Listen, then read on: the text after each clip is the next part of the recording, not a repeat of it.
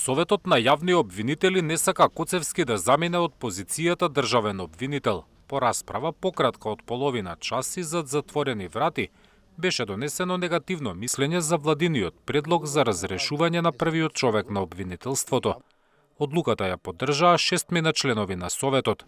Позитивно мислење или поддршка на предлогот за разрешување имаа 3 членови. За обвинителката Маријана Илиеска и членовите избрани од собранието Кети Петкова и Ардијан Демири прифатливо е Коцевски да замине од функцијата.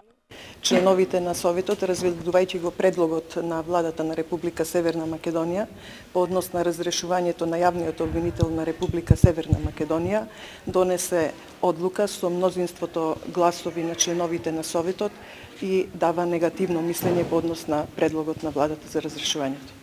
Зошто Советот смета дека треба Коцевски да остане државен обвинител, јавноста не можеше да слушне. Пред почеток на седницата, повикувајќи се на закон, 9 членови едногласно одлучија дека сакаат во салата да бидат сами. Така се штител интегритетот и угледот на јавниот обвинител.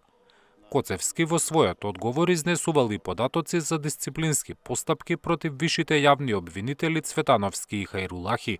Јавноста беше исклучена, се заради заштита на угледот и интегритетот на јавниот обвинител, како и заштита на податоците кои што беа содржани во доказите кои што јавниот обвинител ги достави заедно со произнесувањето по предлогот.